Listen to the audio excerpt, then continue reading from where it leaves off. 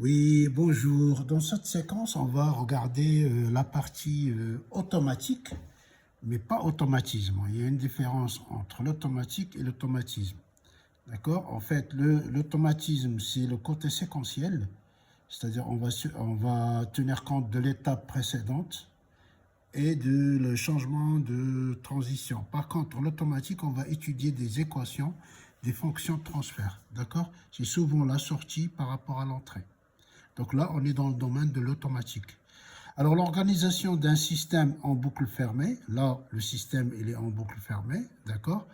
Dans un système en boucle fermée, on trouve les éléments suivants. On trouve un capteur pour mesurer la sortie, d'accord, le capteur.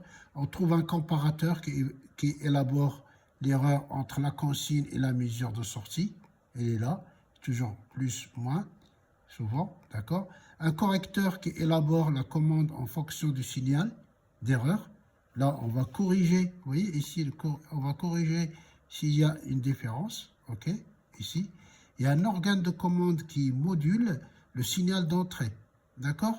C'est donc le signal d'entrée du système. Donc, on va venir le moduler ici, vous voyez, pour adapter, pour récupérer ce qu'on veut. Grosso modo, on a toujours on a le comparateur, ça s'appelle la chaîne d'action, vous voyez, la sortie, elle est là. Et ça, c'est la chaîne de retour. Là, on voit qu'il est bouclé. Donc, on est dans un système en boucle fermée. Si on ouvre ici, c'est système en boucle ouverte. Donc là, on est en boucle fermée. Donc, admettons, là, la boucle fermée, elle est par rapport à la vitesse. Ici, le système, c'est un moteur. On veut, par exemple, 1000 tours minute. OK? Donc là, on va mettre une consigne. D'accord? On va envoyer une tension analogique. Par exemple, 10 volts.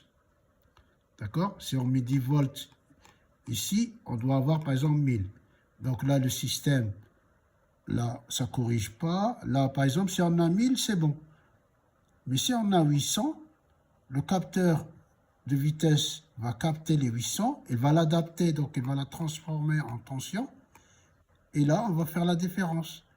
Et cette différence epsilon, d'accord, l'erreur, elle va être corrigée. OK. Après, on va adapter un signal et on va venir faire varier, d'accord. On va jouer sur les interrupteurs d'électronique de puissance et agir sur la vitesse pour la ramener à 1000 tours minute. Voilà, merci de votre attention et à bientôt.